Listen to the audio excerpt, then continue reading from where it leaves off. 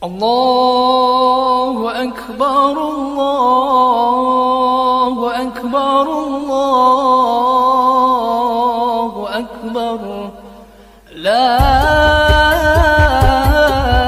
إله إلا الله والله أكبر الله أكبر ولله الحمد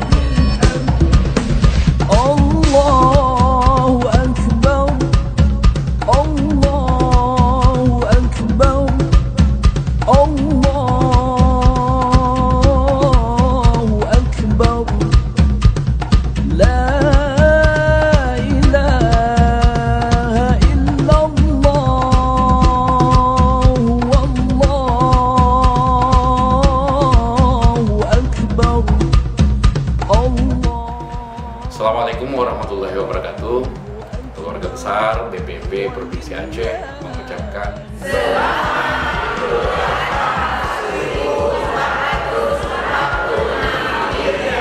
semoga pengorbanan Nabi Ibrahim alaihissalam dan keikhlasan Nabi Ismail alaihissalam menjadi teladan bagi kita dalam menjalani hidup dengan penuh ketaatan dan keikhlasan.